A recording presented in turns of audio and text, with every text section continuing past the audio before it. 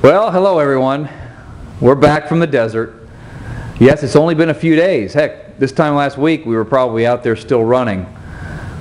If you've gotten this far in reading the life lesson that we learned from this year's Badwater, the power of plan, it's time to summarize what you've read. If you haven't, or if you've seen this on YouTube, please go to our homepage and read the blog, the race reflection, the life lesson, the power of plan, because this year was my 5th attempt at finishing the Badwater 135-mile ultramarathon. I want to thank everybody who stuck with us during the progress and process of the race, because we tried to keep you up to date. But obviously we are not in the desert. We are back in South Florida, and we had one heck of a memorable experience. The power of plan. What does that mean?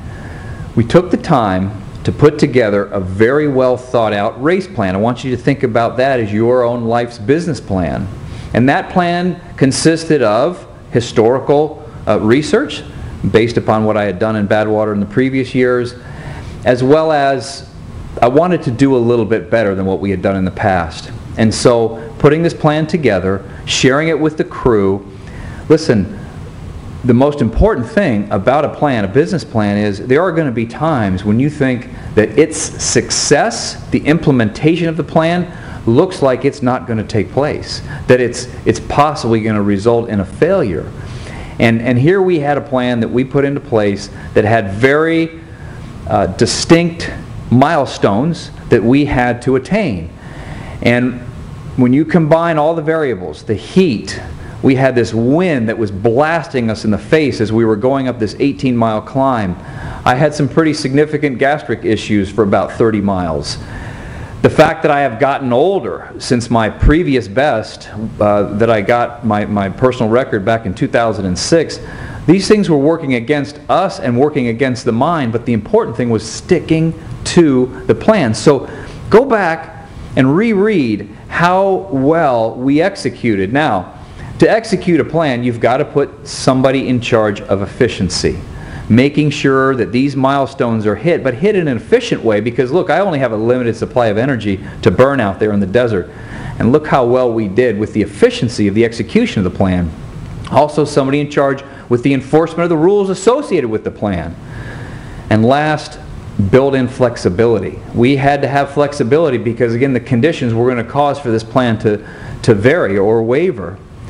But in the end, as you'll see from above, based upon the power of plan and the execution of that plan, we as a team were able to knock off nearly 3 hours, not 30 minutes or 3 minutes, but 3 hours off a time I had set 4 years ago when I was 4 years younger.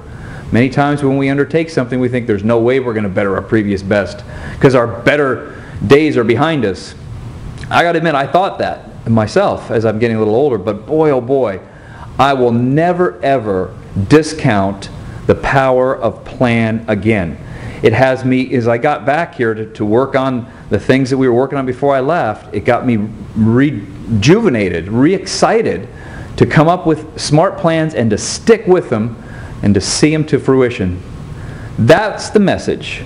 That's the life lesson this time. The power, the significant power of plan. And for those of you who supported our run through a donation to the Caring House Project Foundation, I want to thank you sincerely. You provided 1,350 meals.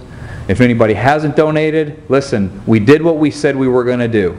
We went out there, we finished the race in 40 hours and 20 minutes, suffering a little for those who are suffering a lot involuntarily in Haiti. So if you haven't made a donation, you can click right here or somewhere back on the blog and do so. But thanks for all your support, thanks for all your prayers, and thanks for helping get us to the finish line in record time through the execution of the power of plan.